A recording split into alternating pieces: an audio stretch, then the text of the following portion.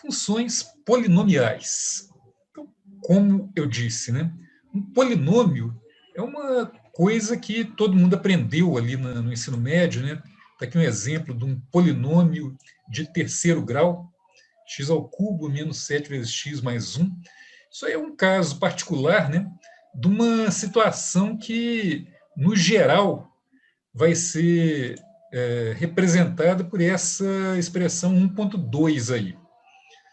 Uma função polinomial eu tenho lá um coeficiente a índice n vezes x elevado a n, mais um outro coeficiente a índice n menos 1 vezes x elevado a n menos 1, mais etc., até chegar no a1 vezes x elevado a 1, mais o a0 seria multiplicada, seria o coeficiente constante, né? Então, polinômios são coisas com essa cara aí. Observem, né, que para definir polinômios, a gente precisou só de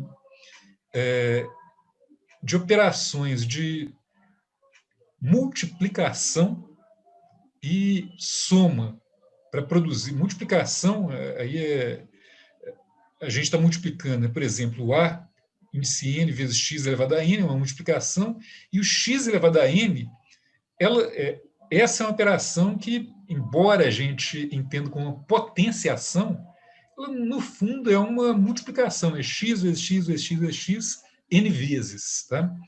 Então, está aqui. Cada termo desse é definido só por uma multiplicação, né? Eu somo os diversos termos. Somar aí no sentido de que, se eu tiver termos negativos, a soma de um termo negativo com um termo positivo é uma subtração. Tá? Aqui, nesse comando que aparece aqui do sistema SageMath, está mostrado, primeiro, como que a gente define uma função polinomial. Então, definir uma função polinomial é escrever f de x igual a 2 vezes x mais 1, por exemplo. Né? Aí eu chamo a atenção de todo mundo, né, que lá no sistema Sage, né, a gente precisa definir explicitamente para o computador, né, a hora que a gente está fazendo um produto. Tá? Então, por exemplo, a expressão aqui, x3 menos 7x, se eu coloco 7x, o Sage não vai entender, igual uma calculadora também não vai entender. Se eu fizer 7 vezes 9 sem pôr o vezes, a calculadora vai achar que é 79. Tá? Mesma coisa com qualquer sistema computacional, por exemplo, o Sage. Né? Então, está aqui, 2 vezes x, aí o sinal que significa vezes é esse asterisco. Tá? E, então, com essa primeira linha a gente define a função, na segunda linha a gente pode ver o gráfico da função. A propósito, tá? Essa função definida aqui, o gráfico dela é isso que está mostrado aqui. Aqui, neste caso, tá? O comando que a gente mostrou aqui, plot f-2, 2, etc., ele explica quase que todo esse gráfico, menos isso aqui, que é um comando que eu não mostrei aí, como que faz, nem esses dois pontinhos aqui que eu também coloquei.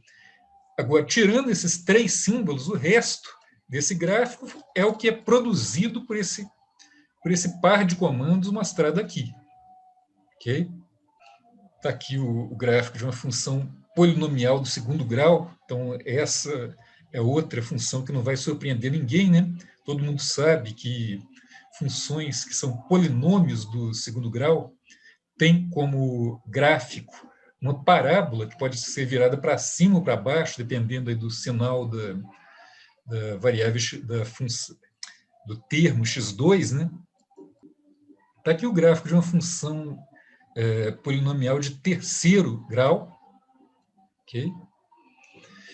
Aqui um comentário a respeito de como que a gente define a função polinomial de um grau maior que 1. Aí a gente precisa, né, do símbolo de potência. Como é que eu faço para representar x ao quadrado? Né? Representar x ao quadrado, o quadrado lá no Sage é representado dessa maneira aqui, ó. Aquele sinal de acento circunflexo, ele é usado para representar a operação de elevar a uma certa potência. Ok? Então, essa é a lógica para a gente definir o comando sage, que vai possibilitar definir funções que envolvam essa operação. Lá no ensino médio, certamente as aulas de matemática trataram de uma questão lá, o domínio de uma função. Então, vão aqui rever essa coisa de domínio, né? Domínio de uma função é o conjunto de valores de x que eu posso colocar lá na função. É o conjunto de x que são permitidos, que não provocam a realização de nenhuma operação proibida. O que seriam operações proibidas? Operações proibidas são, por exemplo, uma divisão por zero, seria, por exemplo, gerar uma raiz quadrada de um número negativo. Então, a gente pergunta o que é o domínio de uma função para saber que valores de x que eu posso colocar naquela função. E no caso de uma função polinomial, eu espero que fique claro para todo mundo, né, que todo valor de x é permitido, não tem nenhuma exceção.